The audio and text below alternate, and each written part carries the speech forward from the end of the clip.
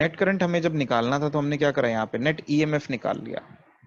जो जो polarities add होनी थी, वोल्टेजेस, उनको ऐड कर लिया, जो सब्ट्रैक्ट होनी थी सब्ट्रैक्ट कर दिया, टोटल रेजिस्टेंस से डिवाइड कर दिया, तो नेट करंट मिल जाएगा सर्किट में।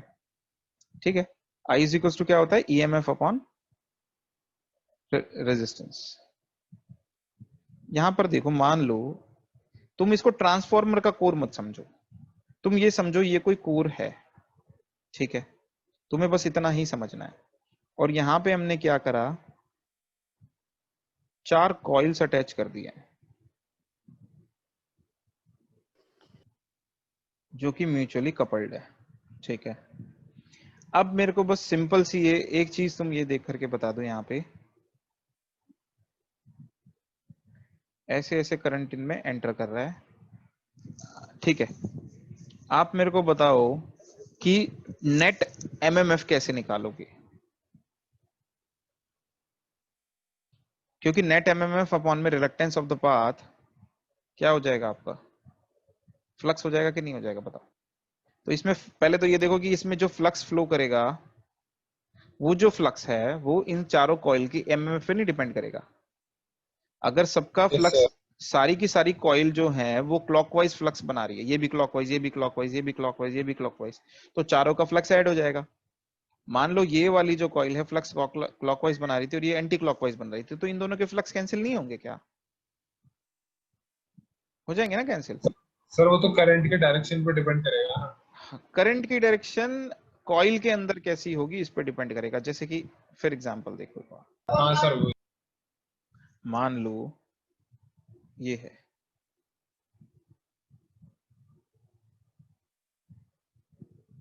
ये हो गया एक सिस्टम हमारे पास, ये है सेम कोर लिया हमने, क्या करा यहाँ पे,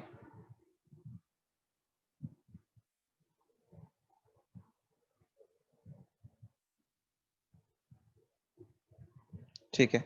अब आप देखो जरा, दोनों में सेम डायरेक्शन में करंट फ्लो करा रहे हैं। आप मेरे को बताओ, इस केस में इसमें जो करंट होगा वो पीछे से घूम के आ रहा है आगे की तरफ, है ना। तो जब आप राइट हैंड रूल यहाँ पे लगाओगे तो फ्लक्स जो होगा वो बाहर की तरफ निकल रहा होगा, तो ये नॉर्थ और ये साउथ बन जाएगा। अगर आप इस केस में देखोगे तो फ्लक्स करंट जो है वो बाहर से अंदर की तरफ एंटर कर रहा है, जब आप राइट हैंड रूल लगाओगे तो फ्लक्स जो होगा वो आपका लेफ्ट की तरफ जा रहा होगा। तो ये सेंस ऑफ वाइंडिंग पे नहीं डिपेंड करेगा। ठीक है, यस ये सर। सेंस ऑफ वाइंडिंग पे डिपेंड करेगा कि नहीं करेगा। अब हाँ जब सर आप, करेंट। जब आपने कोर लिया, कोर के ऊपर आपने कॉइल्स लपेट दी, ठीक है। जब हम ड्रॉ करते हैं इसका सिंबल, जब हम ड्रॉ करते हैं हम तो ऐसे ही ड्रॉ कर देते हैं, तुम्हें पता चल रहा है क्या कौन से में ऐसे जा रहा है कौन से में नहीं जा रहा है। मान लो करंट की डायरेक्शन ऐसे दिखा दी आपको, तो आपको पता चल रहा है क्या कि इसका फ्लक्स और इसका फ्लक्स सेम डायरेक्शन में है कि नहीं है। सर चेक, ऐसे नहीं पता चल रहा। चेक करना पड़ेगा ना आपको, चेक करना हाँ पड़ेगा। और अगर मैं एक काम करूं, बहुत ही बढ़िया चीज मैं क्या करूं यहां पर, कि मैंने क्या करा कि यहां पर ना एक सिंबल लगा दिया डॉट का सभी में। ठीक है, हर कॉइल में एक साइड पे डॉट लगेगा, और इसका मतलब क्या होगा कि अगर इस टर्मिनल की साइड, अगर इस टर्मिनल में करंट एंटर कर रहा है, जिस साइड डॉट लगा है उस साइड करंट एंटर कर रहा है या करंट लीव कर रहा है, आप समझ रहे हो मेरी बात को मैं क्या बोल रहा हूं। या तो जिस साइड डॉट लगा है अगर सभी में करंट एंटर कर रहा है या सभी में करंट लीव कर रहा है, तो उनमें फ्लक्स की डायरेक्शन सेम होगी। इसको इस तरह से समझो, मान लो एक कॉइल ये है और एक कॉइल ये है, यहां पर इसमें डॉट लगा हुआ है, यहां पर डॉट लगा हुआ है। ठीक है, तो यहाँ पे जब करंट फ्लो करेगा तो वो घूम फिर करके आकर के इसमें भी तो एंटर करेगा ना, और इसका मतलब ये है कि इन दोनों का फ्लक्स सेम डायरेक्शन में होगा। ये नहीं बता रहा किस डायरेक्शन में होगा, सेम डायरेक्शन में होगा। लेकिन अगर मैं दो कॉइल्स रख लूं कुछ इस तरह से, डॉट अभी भी इधर ही लगा है, एक में करंट यहाँ पे एंटर करा दिया, एक में यहां से लीव करा दिया, डॉट वाले साइड से लीव करा दिया, तो इसका मतलब इन दोनों का फ्लक्स अपोज कर रहा है। अगर इसका फ्लक्स इधर है तो इसका इधर है, अगर इसका इधर है तो इसका इधर है। मतलब डॉट कन्वेंशन हमें क्या बताता है, केवल कि कॉइल के जो फ्लक्स हैं वो अपोज कर रहे हैं एक दूसरे को या सपोर्ट कर रहे हैं। तो अगर जिन जिन कॉइल्स में डॉट वाली साइड में करंट एंटर कर रहा होगा उनका फ्लक्स एक जैसा होगा, और जिन जिन कॉइल्स में डॉट वाली साइड में से करंट लीव कर रहा होगा उनका फ्लक्स एक जैसा होगा। ठीक है, तो अगर इनवर्ड फ्लक्स देखो, यहाँ पे डॉट में इनवर्ड फ्लक्स है, यहाँ पे आउटवर्ड हो गया, यहाँ पे डॉट में इनवर्ड करंट है, यहाँ पे डॉट में इनवर्ड करंट है, मतलब इन तीनों कॉइल का फ्लक्स जो है फर्स्ट, थर्ड और फोर्थ का जो फ्लक्स है वो एक जैसा होगा। मान लो अगर ये क्लॉकवाइज है बना रहे हैं तीनों के तीनों, तो ये एंटी क्लॉकवाइज बना रहा होगा। अगर ये तीनों के तीनों एंटी क्लॉकवाइज बना रहे हैं तो ये क्लॉकवाइज बना रहा होगा, क्योंकि इसमें से निकल गया। अगर इसमें भी एंटर कर जाता तो ये भी सेम डायरेक्शन में बना देता। बताओ, डॉट कन्वेंशन क्लियर हुआ? हाँ सर। Yes sir. चलो, तो इसीलिए ना डॉट कन्वेंशन मदद करता है हमारी बहुत ज्यादा। क्यों मदद कर पाता है? देखो, जब आपने ट्रांसफॉर्मर की ये कॉइल्स आपने ड्रॉ की है, ठीक है, आपको ये कनेक्ट करना है, तो आपको पता ही नहीं है यहाँ पे किससे करंट लीव करना चाहिए, किसमें डॉट, किसमें एंटर करना चाहिए, बताओ। मान लो इसमें करंट एंटर कर रहा है, इसकी तो सेंस ऑफ वाइंडिंग पे डिपेंड करेगा ना यहाँ पर, कि आपने इसको ऐसे ऐसे करके लपेटा है या फिर ऐसे ऐसे करके लपेटा है। उस पे डिपेंड करेगा ना कि इसमें से करंट बाहर निकल रहा है कि अंदर एंटर कर रहा है, क्योंकि ये सोर्स की तरह काम करेगा ना। ठीक है, अगर आपने डिफरेंट तरीके से लपेट दिया तो करंट इसमें पहले अगर लीव कर रहा था तो एंटर करने लग जाएगा, तो जिसकी वजह से आपको पता ही नहीं चलेगा कि आपको किसको प्लस लेना है किसको माइनस लेना है। ठीक है, तो हम क्या करते हैं, जब ट्रांसफार्मर का सर्किट हम ड्रॉ कर देते हैं तो यहाँ पे डॉट लगा दिया, सपोज करो यहाँ पे लगा दिया, तो इसका मतलब ये है कि अगर दोनों में यहाँ पे करंट एंटर कर रहा होता तो दोनों का फ्लक्स क्या होता, एडिटिव होता, ये दोनों सेम डायरेक्शन में फ्लक्स प्रोड्यूस करते हैं। लेकिन एक्चुअल में उल्टा होता है, तो यहाँ पे अगर करंट एंटर कर रहा है तो ये करंट लीव, इसमें इसमें करंट अगर एंटर कर रहा है तो इसमें से करंट क्या होता है, लीव कर रहा होता है। ठीक है, अगर यही ट्रांसफार्मर कुछ इस तरह से बनाया गया होता,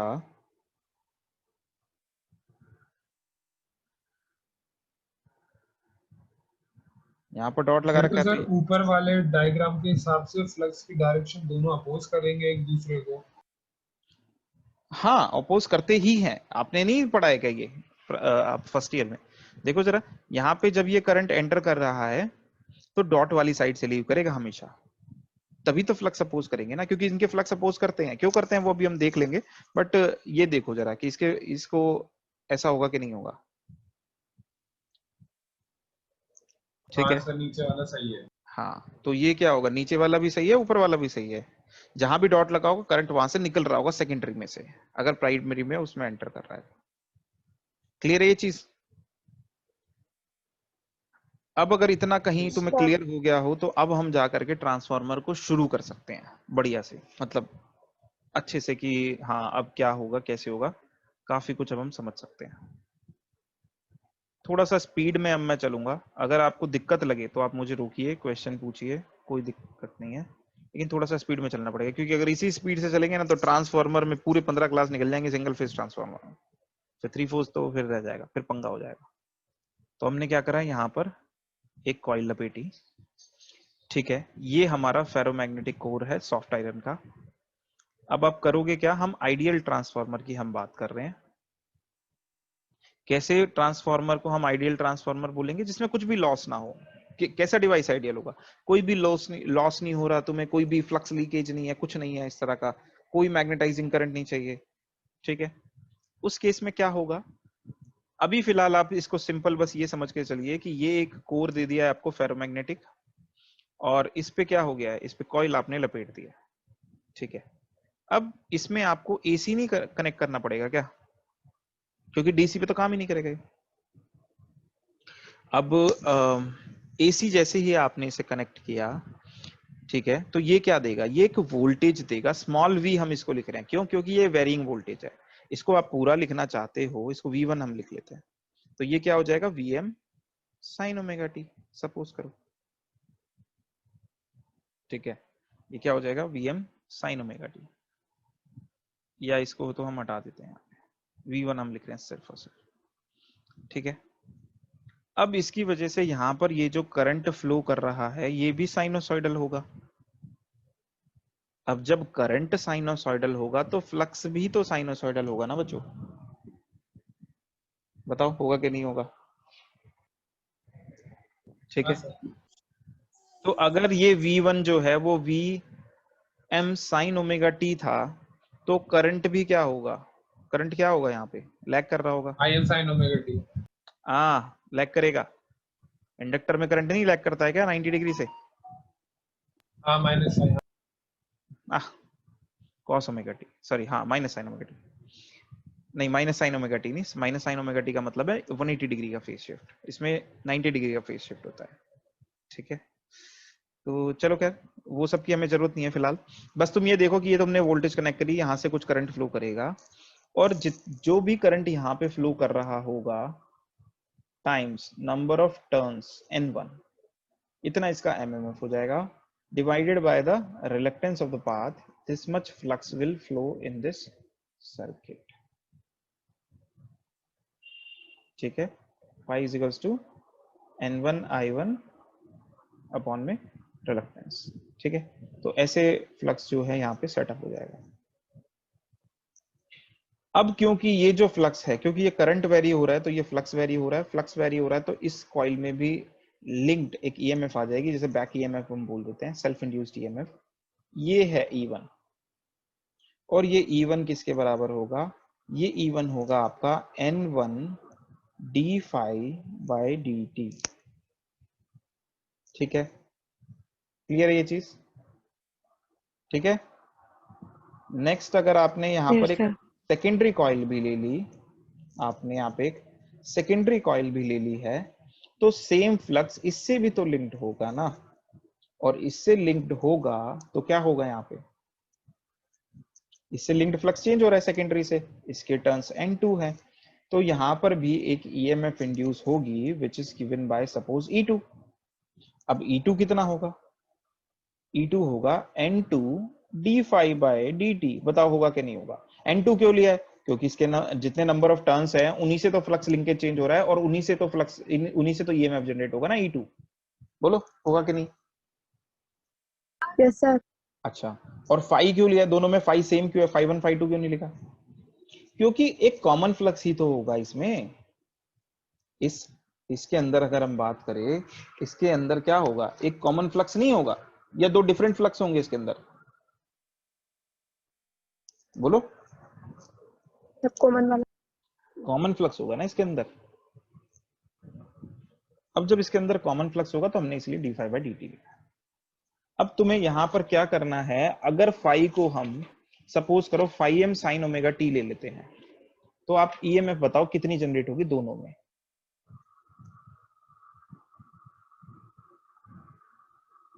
phi is equals to, phi का वेरिएशन हमने कैसा ले लिया? साइनोसॉइडल वेरिएशन ले लिया, साइनोसॉइडल वेरिएशन फाई का, जिसके लिए हमें ईएमएफ E1 कितना मिल जाएगा? N1 N1 phi phi1 m cos omega omega times omega omega, से भी। E2 कितना हो जाएगा? Omega N2 pi m cos omega t।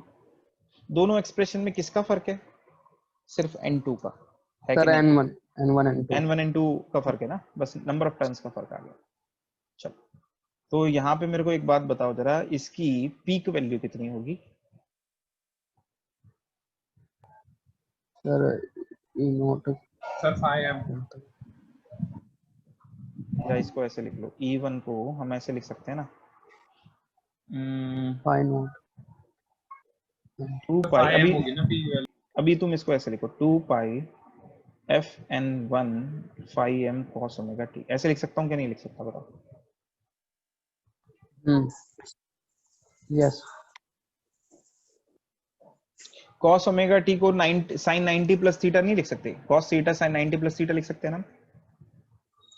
क्या? हाँ हाँ।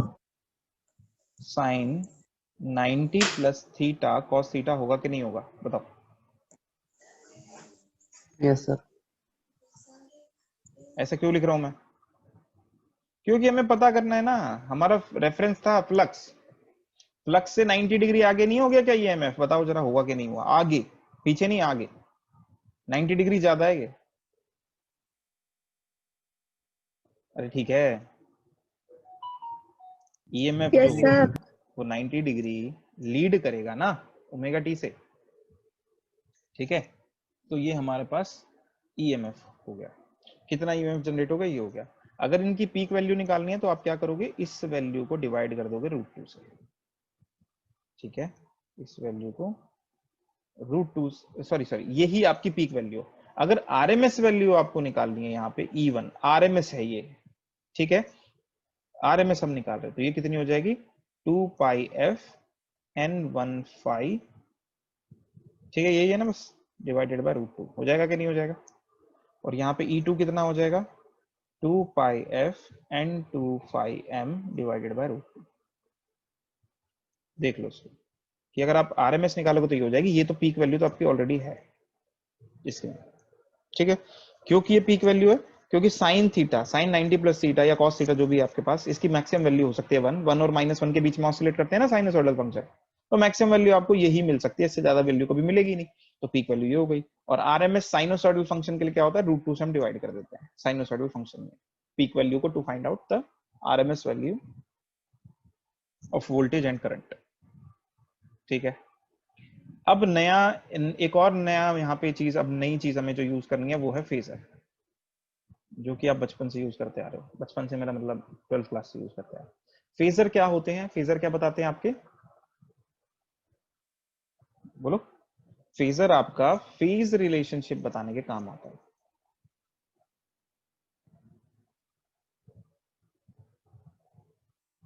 ये क्या होता है, फेज का मतलब क्या होता है, एंगल, एंगुलर, एंगुलर रिलेशनशिप बताने के काम आता है। देखो, आप जब इंडक्टर में करंट फ्लो कराते हो, मतलब V वोल्टेज आपने लगाई, तो करंट जो करेगा वो लैग करेगा। अगर ये प्योर इंडक्टर है तो 90 डिग्री से लैग करता है। इसका मतलब क्या है, अगर आपने ये वोल्टेज दी है, 90 डिग्री कहाँ होता है, यहाँ पे होता है ना, तो करंट ना 90 डिग्री के बाद वेव फॉर्म, ऐसी वेव फॉर्म शो करता है, ठीक है। तो कहने का मतलब ये है, ये आपका क्या हो गया, करंट का वेव फॉर्म हो गया, और ये आपका वोल्टेज का वेव फॉर्म हो गया। अब इसको शो करने के लिए देखो, क्या वोल्टेज और करंट सेम है क्या, इनके मैग्नीट्यूड तो बदल रहे हैं, डायरेक्शन भी बदल रही है, लेकिन डायरेक्शन भले से बदलती रहे, मैग्नीट्यूड भले से बदलता रहे, लेकिन इनके बीच में ये जो एंगल है ना लैग का 90 डिग्री, ये फिक्स है। और वोल्टेज हमेशा पहले बढ़ रही है, करंट उसके बाद बढ़ रहा है।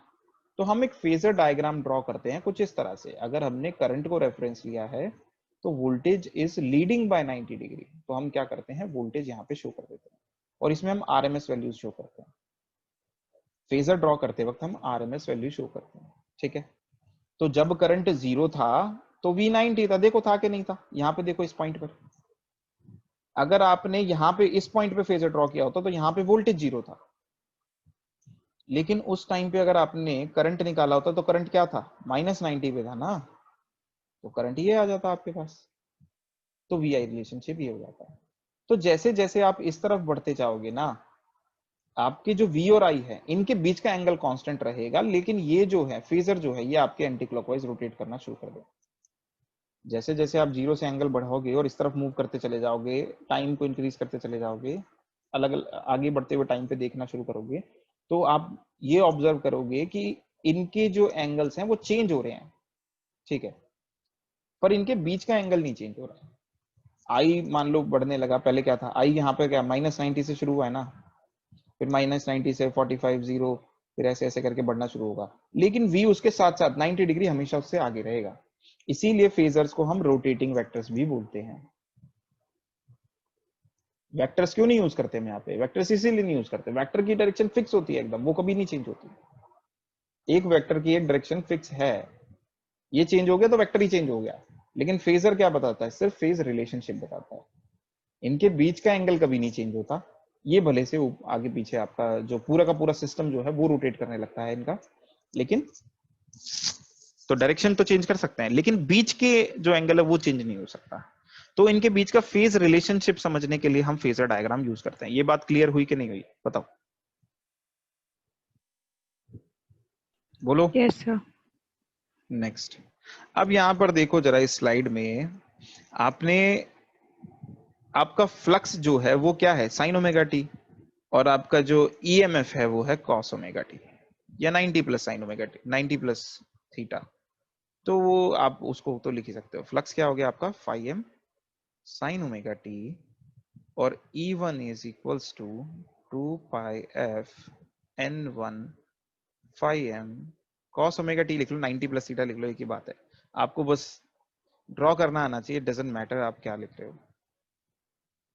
मैं तो कॉस ओमेगा टी ही लिख लेता हूँ, कोई इसमें दिक्कत नहीं। अब आप सोच के देखो, अगर आप एक वेव फॉर्म शो करो टाइम के रेस्पेक्ट में या ओमेगा टी के रेस्पेक्ट में, ठीक है, तो फाई एम को आप कैसे दिखाओगे, साइनोसॉइडली वेरी कर रहा है, यानी कि 0 पे 0 है, इंक्रीज कर रहा है ऐसे ऐसे, है ना। टी की वैल्यू पुट करते चले जाओगे, ड्रॉ करोगे तो साइनोसॉइडल फंक्शन आ जाएगा ऐसा। ऐसे ही जब E1 को ड्रॉ करोगे या E2 को ड्रॉ करोगे, तो E1 E2 जो है वो cos ओमेगा टी है, 0 पे 1 होता है, यानी कि 0 पे इनकी मैक्सिमम वैल्यू मिल रही होगी। और ये क्या होगा, ऐसे करके आपका बढ़ रहे होंगे, ठीक है। किसी को भी E1 मान लो, किसी को भी E2 मान लो, वो स्टेप अप स्टेप डाउन पे डिपेंड करेगा। और ये हमारा क्या है, फ्लक्स का वेव फॉर्म है। तो ये इनके बीच का रिलेशन है। तो आप देख सकते हो जिस वक्त फ्लक्स 0 है, फ्लक्स को ही रेफरेंस हम लेते हैं, नहीं भी लोगे फर्क कोई पड़ेगा नहीं, तब भी फेजर तो आपका सेम ही आएगा, लेकिन फ्लक्स हॉरिजॉन्टल ले लेना, इसी को लेकर के मैं सारे फेजर ड्रॉ करूंगा तो आपको भी आसानी है।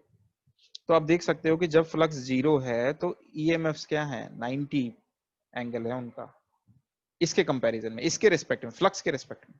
वैसे तो उनका भी 0 पे ही तो निकाल रहे हो उनका भी एंगल, लेकिन जिस वक्त फ्लक्स का एंगल 0 है उस वक्त ईएमएफ पीक पे है, मतलब फेज डिफरेंस कितना आ गया, 90 डिग्री का। तो अगर इनका फेजर डायग्राम आप ड्रॉ करोगे तो ये E1 E2 ऐसे आ जाएगा, E1 हमने पढ़ा लिया है ना, E1 E2 ऐसे आ जाएगा। सर ये आपने अपनी मर्जी से बड़ा ले लिया या फिर E1 is always greater than E2? नहीं, मैंने अपनी मर्जी से लिया है अभी तो फिलहाल, लेकिन वो इस बात पर डिपेंड सर वो करेगा कि स्टेप अप स्टेप डाउन पर डिपेंड है। हाँ N1 बड़ा है N2 से कि N1 छोटा है N2 से। देखो जरा, जहाँ यहाँ पे d5/dt तो दोनों में सेम है कि नहीं है, सर दोनों नंबर में ऑफ टर्न पे डिपेंड करेगा। नंबर ऑफ टर्न पे डिपेंड करेगा किसमें ईएमएफ ज्यादा जनरेट हो रही है। आप इन दोनों का रेशियो लेके देखो जरा, तो आपको वो अपनी फेमस इक्वेशन भी मिल जाएगी, हाँ E1 upon E2 is equals to N1 upon में N2, इक्वल और to N2 bye I2 bye I1। हाँ is equals to I2 bye I1। वो कहाँ से आता है हमारा, इसी को आप आरएमएस की फॉर्म में भी लिख सकते हो, कोई दिक्कत नहीं है। इसको आप फेजर्स की फॉर्म में भी लिख सकते हो, आपकी मर्जी है, ठीक है। इसको आप कॉम्प्लेक्सर्स, इसका कॉम्प्लेक्स कॉन्जुगेट लेकर के भी लिख सकते हो, उससे भी कोई फर्क नहीं पड़ेगा, सेम है, ठीक है। क्योंकि एंगल एंगल कैंसिल हो जाएंगे, 0 हो जाएगा, अल्टीमेटली मैग्नीट्यूड का ही रेशियो आएगा, ठीक है। तो ये हो जाएगा। लेकिन मैं जो चाहता हूं आप, मैं ये चाहता हूं कि आप इस पे एक बार ध्यान दो, क्योंकि ये इक्वेशन तो आपको पता ही होगी, इसमें तो कोई डाउट है नहीं। E1 अपॉन में N1, E2 अपॉन में N2 नहीं लिख सकता क्या मैं, ठीक है। अब सोच के देखो ये चीजें आपको क्या दे रही है, ये आपको बता रही है कितनी वोल्टेज E1 में, E1 कितनी वोल्टेज इंड्यूस हुई है N1 टर्न्स के लिए, यानी कि N1 कितने टर्न्स है, प्राइमरी में कितनी वोल्टेज जनरेट हुई और कितने टर्न्स है, सेकेंडरी में कितनी वोल्टेज जनरेट हुई, कितने टर्न्स है। तो ये वोल्टेज पर टर्न प्राइमरी की साइड ले लो, या वोल्टेज पर टर्न सेकेंडरी की साइड ले लो, ये दोनों सेम नहीं है क्या, बीच में इक्वल का साइन नहीं लगा क्या। इसका मतलब ट्रांसफॉर्मर में अगर तुम्हें पर टर्न वोल्टेज पता है 1 वोल्ट, ये क्या है 1 वोल्ट, क्या है, एक टर्न की वोल्टेज है। तो अगर इसमें 100 टर्न है और इसमें 150 टर्न है, तो इसमें कितनी वोल्टेज जनरेट होगी, 100 वोल्ट्स, इसमें कितनी हो जाएगी 150 वोल्ट्स। ये समझ में आ रहा है क्या कहा मैंने,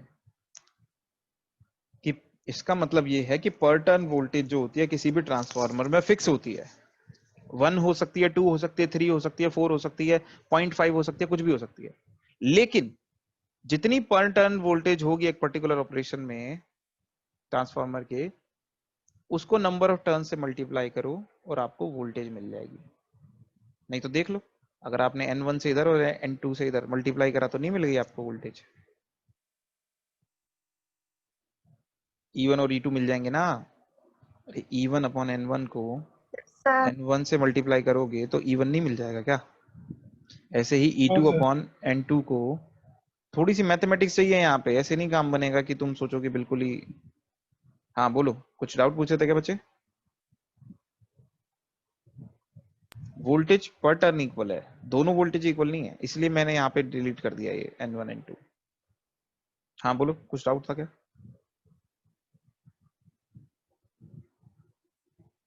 ठीक है, सर हाँ बोलो। सर इसका मतलब हमें हमेशा प्राइमरी पर और सेकेंडरी साइड पर हमेशा नंबर ऑफ टर्म्स इक्वल लेने होंगे। नहीं नहीं नहीं नहीं नहीं, इसका ये मतलब कहाँ, हमने कहाँ बोला कि नंबर ऑफ टर्न्स इक्वल लेने पड़ेंगे? अलग अलग हो सकते हैं, अलग अलग तो होते ही हैं। अरे बच्चों तुम ये देखो जरा, नंबर ऑफ टर्न्स अलग होते हैं इसीलिए तो वोल्टेज अलग अलग इंड्यूस होती है, ये नहीं पता है क्या आपको? ये तो सुना ही होगा ना आपने कि जितने ज्यादा नंबर ऑफ टर्न्स उतनी ज्यादा वोल्टेज, जिस जगह नंबर ऑफ टर्न्स ज्यादा उस जगह वोल्टेज ज्यादा होती है। पता है ना ये? Yes sir. हाँ, तो जिस जगह ज्यादा टर्न होते हैं उस जगह वोल्टेज ज्यादा क्यों होती है? क्योंकि पर टर्न वोल्टेज सेम है। जिस जगह ज्यादा टर्न हो गए, जैसे यहाँ पे 150 हो गए, तो यहाँ पे वोल्टेज भी ज्यादा इंड्यूस हो रही है 150, यहाँ पे कम रहेगी। ठीक है, अब यहाँ पे ये किसके बराबर था? ये आपका I1 अपॉन में, सॉरी I2 अपॉन में I1 के बराबर था, या फिर इन दोनों के कॉन्जुगेट के भी बराबर हम लिख सकते हैं। जिसको आप क्या कर सकते हो, यहाँ पे जब क्रॉस मल्टीप्लाई करोगे आप तो क्या आ जाएगा, E1 I1 conjugate is equals to E2 I2 conjugate, जो कि क्या होती है हमारी कॉम्प्लेक्स पावर। ये हमारी इनपुट पावर है और ये हमारी क्या है, आउटपुट पावर है।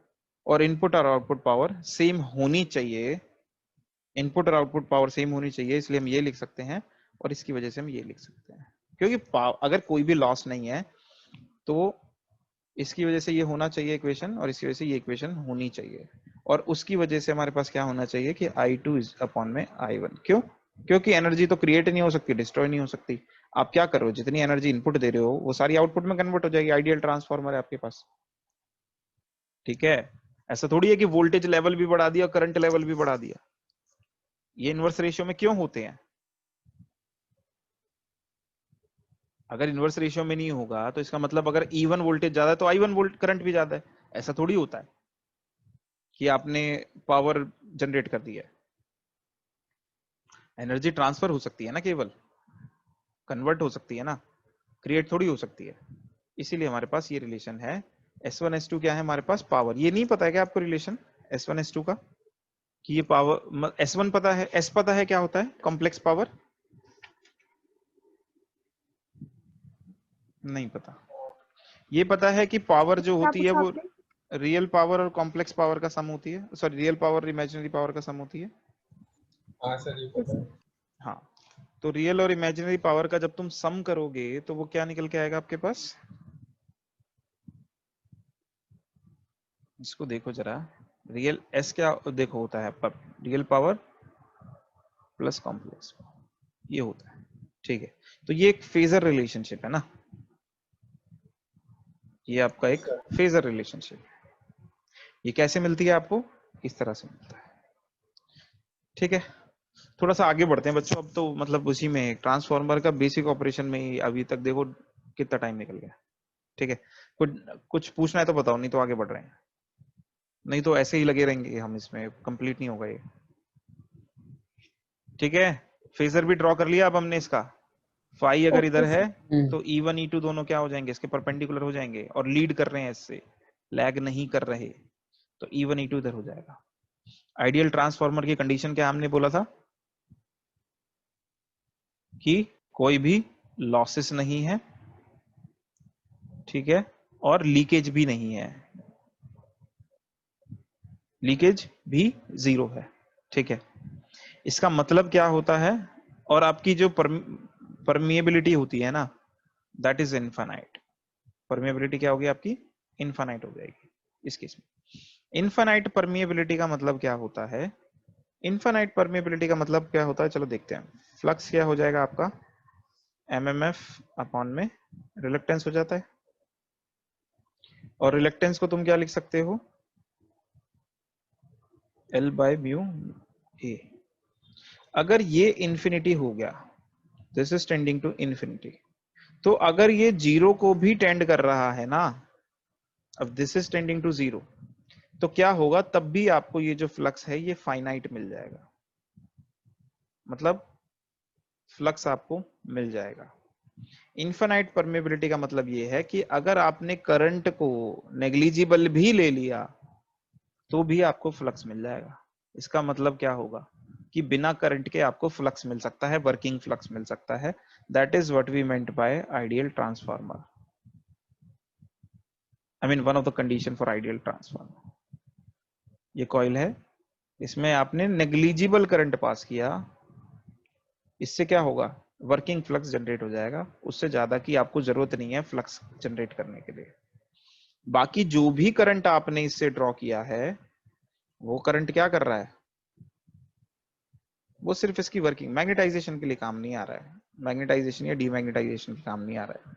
ठीक है, ये वाला पॉइंट थोड़ा सा हो सकता है आपको अटपटा सा लगे, तो इसको अगर मैथमेटिकली नहीं समझ में आ रहा है तो फिर मैथमेटिक्स में ही गड़बड़ है आपकी। ठीक है, पहले इसको थोड़ा सा सोचना, नेक्स्ट क्लास में मुझसे पूछना, अगर नहीं समझ में आएगा तो मैं एक बार एक्सप्लेन कर दूंगा इसको फिर से। अभी हम आगे बढ़ रहे हैं। ठीक है, तो ये हमारा आइडियल ट्रांसफार्मर की कंडीशंस थी। अब हम क्या करेंगे, प्रैक्टिकल ट्रांसफार्मर की तरफ बढ़ते हैं। ठीक है, अच्छा एक केस और हम देख लेते हैं कि आइडियल ट्रांसफार्मर हम ले लेते हैं। एक काम करते हैं ना, इसको ऐसे ड्रॉ कर लेते हैं।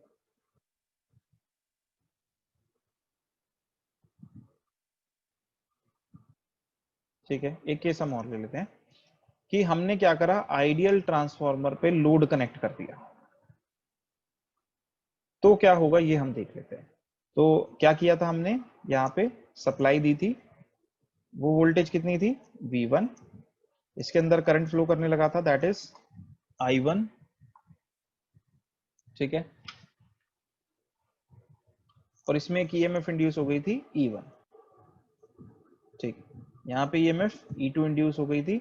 अब जैसे ही आपने लोड कनेक्ट, ओपन था तो करंट थोड़ी फ्लो करेगा, लेकिन जैसे ही आपने लोड कनेक्ट किया तो यहाँ पे करंट फ्लो करने लगेगा I2।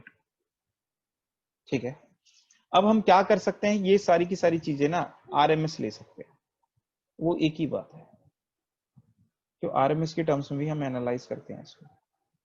ठीक है, वैसे तो इंस्टेंटेनियस ही हो रही होंगी हर चीजें, लेकिन हम RMS से भी इसको एनालाइज कर सकते हैं। ठीक है, मेरे को ये बताओ, यहाँ पर V1 E1 के बराबर नहीं होगा क्या? अगर ये पॉजिटिव है और ये नेगेटिव है तो ये EMF कैसी जनरेट हो रही है, ये कॉज को अपोज कर रही होगी, यहाँ पे भी प्लस और यहाँ पे माइनस आएगा। KVL लगाओगे तो V1 किसके बराबर आ जाएगा, E1 के बराबर आ जाएगा। ठीक है, V1 E1 के बराबर आ जाएगा। ठीक है,